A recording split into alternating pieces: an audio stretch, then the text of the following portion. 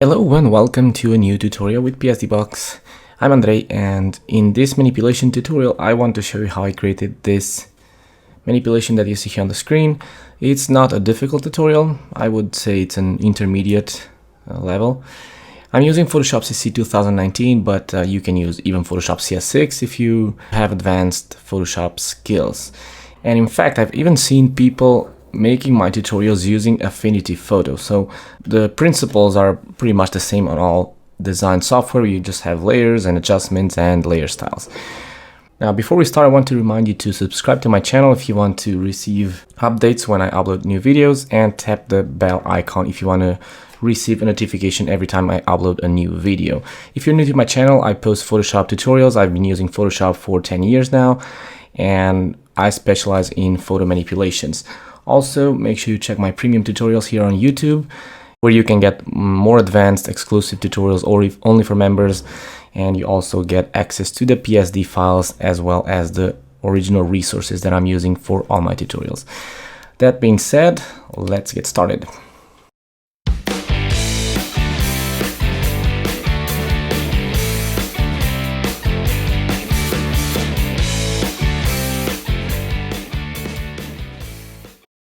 Now the canvas size that I use for this is 3000 by 4500. I will lower the resolution to 72 because I don't want to print this. And I will make the canvas just a little smaller, 2000 by 3000, but you can use that one if you want, the previous one. But I'm also recording the video, so I want to make it a little smaller. Now, we're going to start by placing the sky and the stars first. So I used this keyboard shortcut that I created myself, which is for the place embedded, and inside the stock folder you will find all of these images, which are the ones that I used to make this. Now for some reason change the mode to grayscale. Make sure you have it on RGB color, don't flatten, don't rasterize, and this is the image that I started with. You can make it a little bigger if you want. I'm gonna place it right over there, and the next thing I will do is add a gradient over here. So I will create you can use a gradient layer, or you can use the gradient tool over there. Let me use the gradient tool because I think it's easier, at least for me. I will select this 2-color gradient because it's easier to just have 2 points, which I will change right now. The first color that I used is DA342F, and the second color I used is 0C262B. Click OK, and this is my gradient. I will click OK. I will check the radial gradient from over here from the top toolbar, and I will create a new layer, an empty layer on top, and just start dragging my gradient. I want to invert it, so uncheck reverse and do it again.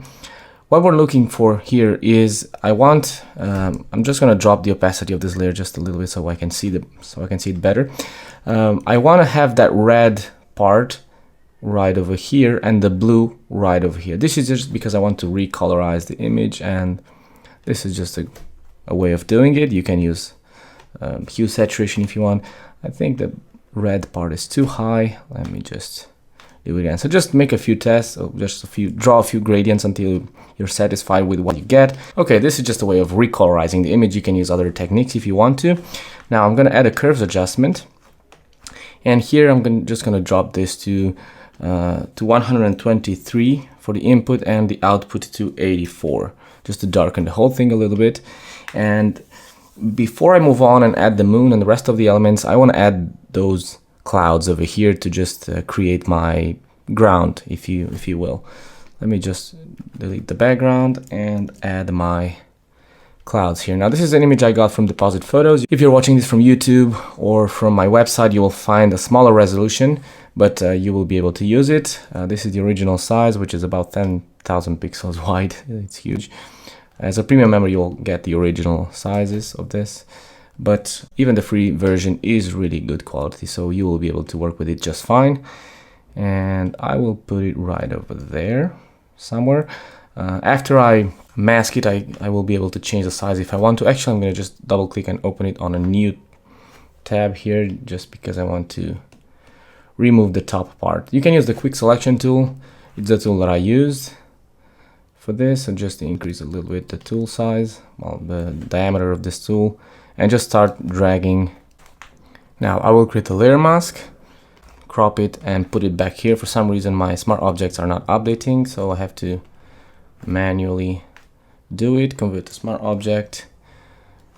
And you can see it's really huge, this image, so I want to make it just a little bit smaller. And I will put it right over here. I can change the height of this later on, but for now I will leave it there.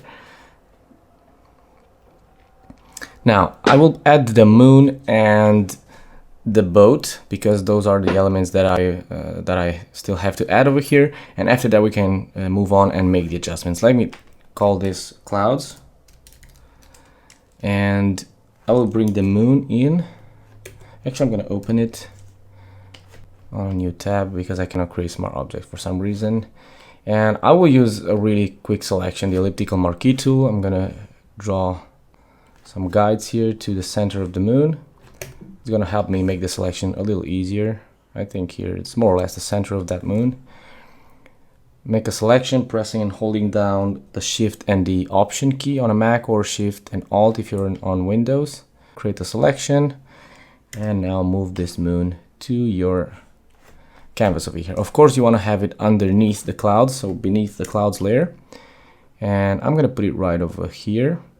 And now I will be able to modify this layer 1, which I'm going to name gradient. So let's name this moon. The next step is to duplicate the moon and apply the layer mask on this copy, which is underneath. Now I will double click to go into the layer styles. I will choose color overlay and set the blend mode of this to normal. And the color that I use is F2, F7, D9. Click OK, opacity 100% and blend mode normal. Click OK. And if I deactivate the top, this is how it looks like. Now, what I want to do here is reduce the fill of the moon layer, the one that is on top. The bottom one, I just use it as a template to add that color, so it doesn't really matter the texture. And on the top one, I will reduce the fill. First, I will change the blend mode to linear burn, and just drop the fill quite a lot to about 20% or something like that. And now double click to go into the layer styles on the moon layer, the one that is on top, and choose outer glow. You can add this layer style to any of the two layers, it doesn't really matter. And use the screen blend mode, opacity 100%, and the color, use something like this. Actually, I'm going to give it a color. Value is 8CAB78. This greenish tone.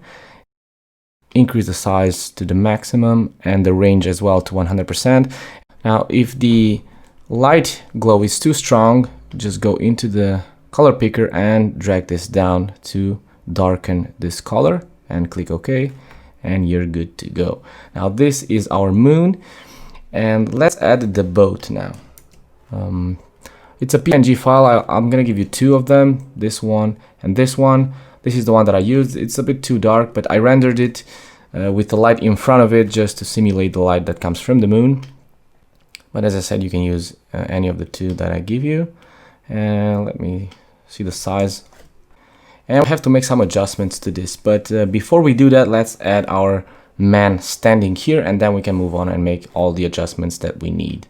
This is the image that I used, and it's really simple to select. Just get the quick selection tool, zoom in, and just start painting to make the selection. Now be careful on the fingers, you'll have to make some fine adjustments using the brush tool maybe, or the quick selection, or the quick mask, or whatever technique you're using.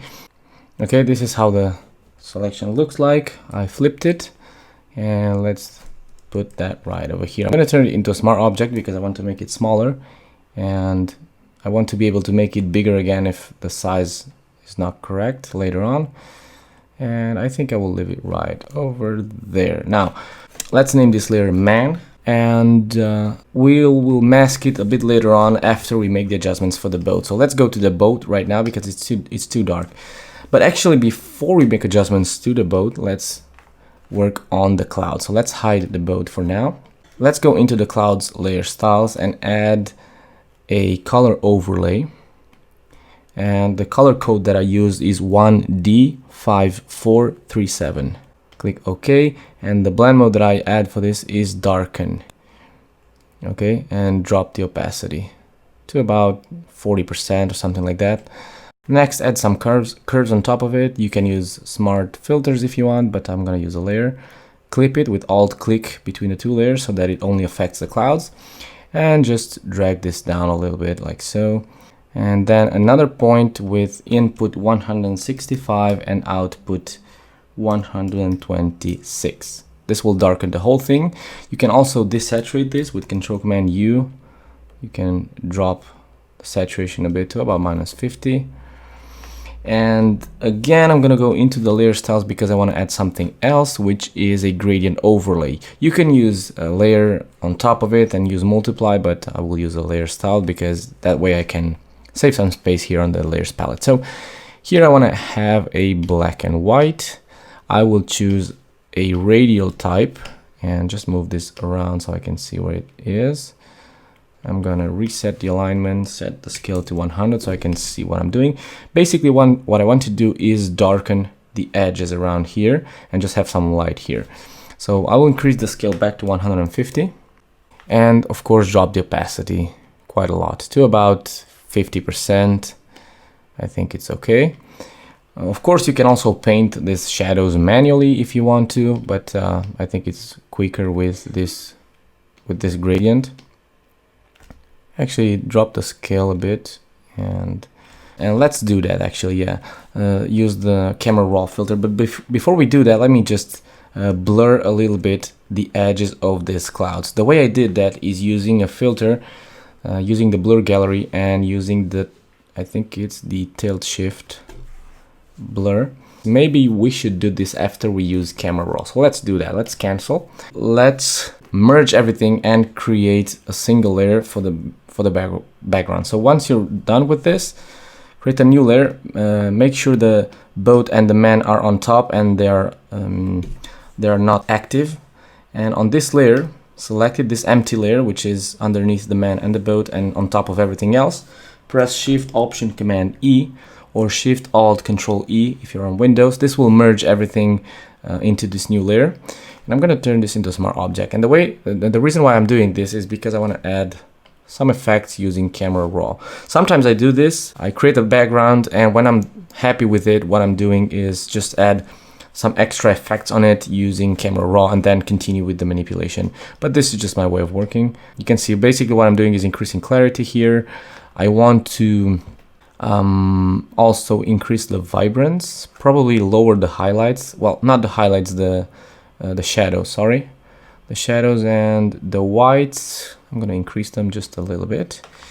And important thing here on the effects, post-crop vignetting. This will darken the edges even more. Of course, the feather, we want to have it at 100%. So basically just do it by eye. I'm not just worrying too much about the settings that I have in here. If you want to give it a color, you can use the split tone and just, I don't know, just give it your own touch here, your own preference, depending on what you like, and click OK. So just let me show you before camera raw and after. Just increase the contrast and give it a little bit of a punch. Now let's name this BG Final, and on this layer now I will apply some blurring because I want to have the edges of these clouds blurred out a little bit, as well as the sky and the moon. So I will go to Filter, Blur Gallery, and choose Tilt Shift. Now, for those who don't know how this filter work, basically we have two lines here. You can see we have these two continuous lines, and then we have these dotted lines. Everything that is in between this continuous lines is in focus, and everything that goes beyond this towards these dotted lines will become gradually out of focus until you reach the maximum point, which in my case is 15 pixels. I think it's too much, 15, but anyways. Now, of course, you can change this. You can change the transition, so you can make it steeper or you can make it more gradual. And of course, you can increase the area that is in focus. Now, I want to have everything here in focus and then gradually go out of focus. So I will put it right over there and probably get something like this. You want to watch this at 100% when you're doing this at 100% zoom. So let me just zoom in a little more so I can see it better. Now, as I said, 15 is too much, maybe 10. What you will get with this is that the sky also gets, well, those stars go out of focus. So you may want to use a lower value, like for example 5, just so that you have some gradient, just some out of focus effect here, but not too much, so that you can still tell that there are some stars over there. 5 is maybe too low, about 8, and just click OK. Of course, you can create the blur, different blurs for the sky and the clouds, but I think it looks better if you do it this way. Now, let's reactivate the boat now, and we have to make some adjustments. The first thing I want to do is increase the lightness of it because it's too dark. I rendered it too dark for some reason. I will add the curves adjustment clipped to the boat because I only want to affect the boat, and I could increase this. But one other thing you can do actually is, since I have this as a smart object, I will do it from the menu. I select this layer, go to image adjustments, and you can use the shadows and highlights. Sometimes I use this on my tutorials. What you do with this, make sure you check the show more options if you have it collapsed like that. And basically you can add more light on the shadows using these adjustments here, over here, this sliders. The color adjustment, I will leave it to 0 because this is just increasing my saturation. Well, maybe 0 is too little, about 15. Highlights, I'm not gonna touch them because, well, actually just a little bit. Just something like this. Play with the settings around and you'll see what you will get. I will leave it like this because I also have the curves which affect how this boat looks like. Now, I could give it a color using the channels, for example, the green, because I want to have a green tint to the whole thing. I could increase the greens, and with the reds I could add some cyan because the opposite of the red is cyan. So I could add some cyan there as well, and some blue over there. Okay, now here comes the fun part. We want to blend this boat with the clouds. Now, in order to make it realistically, we have to use a more complex brush. First, we create a layer mask for the boat. Now, if you use a soft brush, a normal round soft brush, you will get something like this.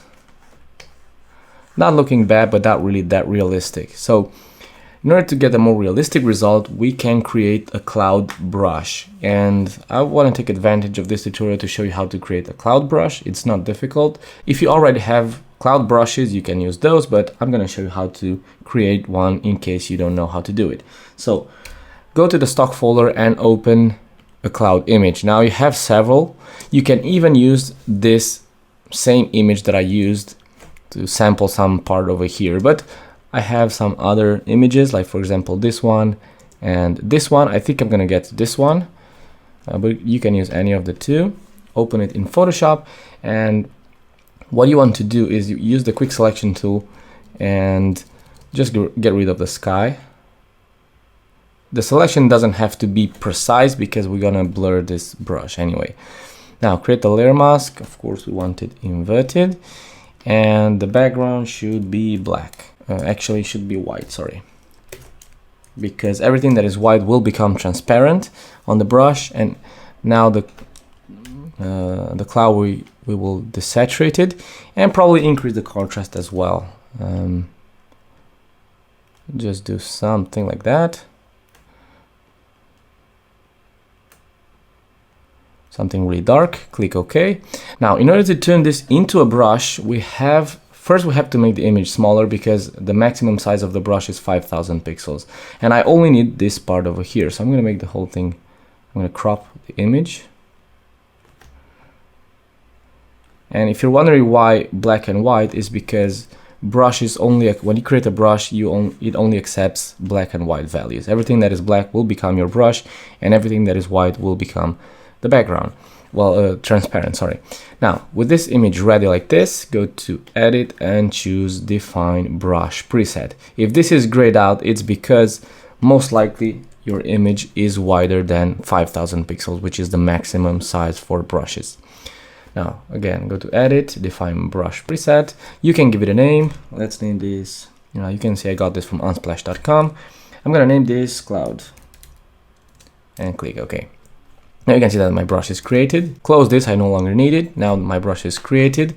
And all I need to do now is come here to my canvas, select my cloud brush. You can see if you right click, when you select the brush tool, the last brushes on the list are the brushes that you create. Now let me just make it smaller because it's really huge. So we want to have a size something like this. Select the layer mask, use the black color as foreground, and I'm gonna use the mouse for this because I want to click just with the top part of the brush. Just click a couple of times over there, and now over here maybe again a few clicks. You can also of course rotate this. I'm gonna use the other brush that I created because I have two. I have two brushes, so I'm gonna use another one just to have some variation, and just a few clicks here and there to create a more realistic effect over here. Okay, now we're not done yet. You can see that if you zoom in, the edges don't look really that nice. So what you have to do is just double click on the layer mask and increase the feather on the brush. What this will do is soften the edges because we're gonna have some soft edges. Don't do something like this, it's not good. Something like that. You still want to tell that there are some edges. And now we can do it even better if we now get the round soft brush, the normal round soft brush, and drop the opacity to 20 and the flow to about 10% on the brush, and paint with this brush around here to add some mist around the boat. Now I think the opacity is too low, about 30, and flow 30 as well. Maybe it's looking better, yeah. And just a few passes to create some mist around the boat. Now see that? Now this looks a lot more realistic than just using a simple round brush. This is how it looks on the original PSD file that you can download, and this is how I created it right now.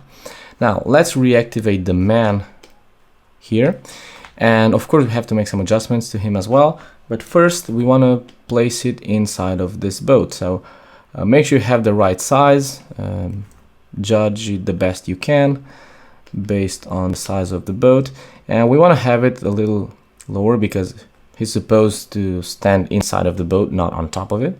So I'm going to lower it to about there, and now I will create a layer mask. Get the brush tool. We have to use a hard brush, sorry for this.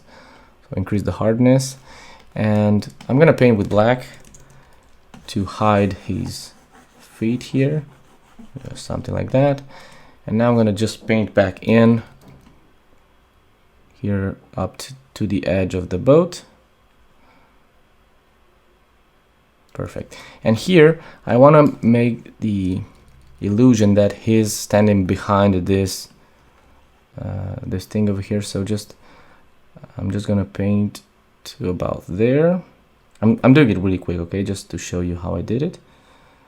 And okay, and now it looks like this thing is in front of him, which is how it should be. Okay, now let's make some adjustments to the man. You can use layer styles, you can use adjustment layers depending on how you work, depending on your workflow. The first thing I want to do though is desaturate him a little bit. Just drop the opacity, the saturation, sorry, with the hue saturation adjustment. And now I could even use curves, but let me use layer styles because it's a lot quicker, and this is more of an easier tutorial. And I will use the same color that I used for the clouds. I'm not going to use darken. I'm going to try with color or hue. Actually, that darken looked well. Yeah, let me use darken. with a brighter tone and something like that. And I think it just changes the color of the whole thing. Of course, you could also use gradient overlay to add some shadow on the bottom part of his body. Let me just reset the alignment and choose a linear type. Now I think I have to reverse it, reset alignment. Yeah, you can use this thumbnail here on the right of this panel so you can see what you're doing actually. And some inner shadow we could also use. Inner shadow, let me just change the angle because we want the light to come from the left, from the top left. And this inner shadow is actually to create the light of the moon on his body. Color dodge is a good blend mode for this. Let me increase the distance just a bit and probably saturate the whole thing a little more, but more towards green, like so. And let me just zoom in at 100% because I will see it better. We just want to add some rim light here on his body. Now I'm doing this a little quick here. Okay, here, if you soften this, it's gonna look a lot better, and probably darken the whole thing a bit. You can see there's just before and after, just a touch of light. Of course, I painted some light manually. On a new layer, of course, you can use the same blend mode, the color dodge blend mode, get the brush tool, and use the same color that I use on the layer style, but use a low opacity and flow, about 20 and 10, and just start painting some lights where you think it should go. Now, for example, here on his body, I will clip this layer just so I can so that I don't have to worry about the edges. Here, maybe on his pants a little bit.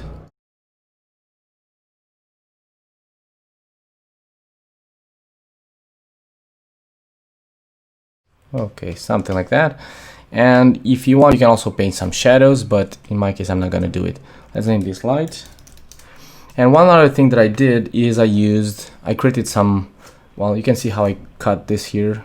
You can create fur with the brush by creating a new layer underneath the man.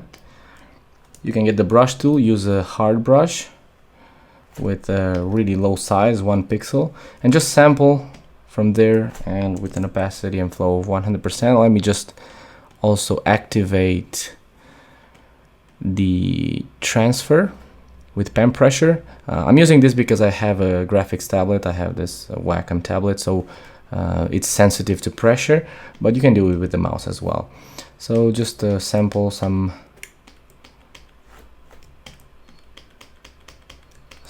there and just start painting it. I'm doing this really quick, but I have a tutorial showing you how to create fur and hair and animal hair, and I'm gonna put the tutorial here because this is just really crappy what I'm doing here. So I'm gonna add a card here. You will see a notification here on the video and also on the video description on the technique that you can use to create this. This is how it looks on the original image. Really subtle, see that? And that's what you can do here. Now, we're done with this. The next thing we want to do is create a new layer and merge everything with Shift Alt Command E, or Shift Option Command E, or Shift Alt Control E if you're on Windows. I'm going to turn this into a smart object and go to Filter and choose Camera Raw Filter. Now I already have the preset ready for this. If you click here, you will see one item that says Load Settings, and inside of the stock folder you will find this final_raw.xmp. Just load that, and it's going to add the effects that I created. Now most likely it's not going to look nice, like in my case over here, it's not looking really that good.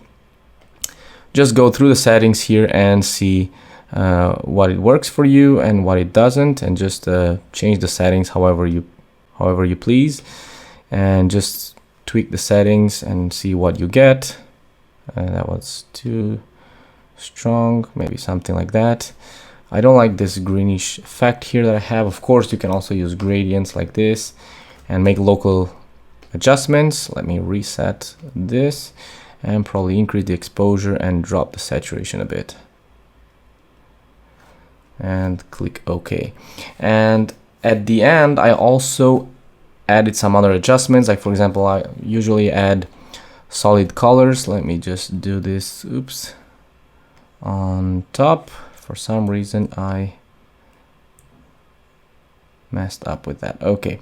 Now I also sometimes use solid colors, which I set on exclusion. So let me just first change the blend mode. So I use the exclusion blend mode and then use something really dark and just move along here and see what you get. So use something really dark and really saturated, and now move along the hue bar here and see what you like. This is something that I like. I think it looks nice. And then you can tweak around this and see what setting you like best. I think I will leave it over there. And of course, color lookups, you can add as many as you like. If you're a premium member, you can download the Portrait Awesome and the Landscape Awesome packs. If you're watching this from YouTube, just search on my channel for Landscape Awesome and Portrait Awesome LUTs. I will add a card here on the video and also links on the video description as soon as I upload them. So maybe by the time you see this video, it's already uploaded. Those are for premium members only though.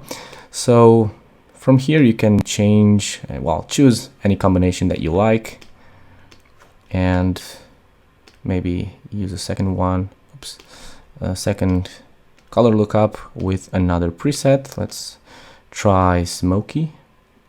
Yeah, I don't like that too much. Cobalt Carmine, I think it looks nice, but with the really low opacity. And we're pretty much done. One other thing that I usually do is create a new layer on top with screen and with the screen blend mode. And if you know me, you know what I'm gonna do right now, and that is creating glows of light using this color, really dark one, opacity and flow 100%. With the screen blend mode, I like to create this kind of glows of light, but I want to use a soft brush, of course. And I will deactivate the pen pressure and just create a few. That's too strong, so let me just drop the opacity and flow to 50 and 50 so I can build up the effect gradually however I want. That's kind of too much. See that? This really big glow of light right over there. Now maybe it's looking too yellowish and maybe you want to use curves to add some more color, for example blue tone on the shadows and probably some yellow on the highlights. But anyways, that's how I would leave it. This is the end result. Really quick tutorial, and this is the original. You can download the PSD file and see everything that I did here if you're a premium member. And that's all for today. If you have any questions about this, or if you get stuck somewhere, just post a comment on the video or on my website if you're watching from there, and I'll try to reply. If you're new to my channel, as I said, make sure you subscribe. These are the kind of tutorials that I make. And well, I hope you enjoyed it. That's all for today, and I hope to see you on my next tutorial.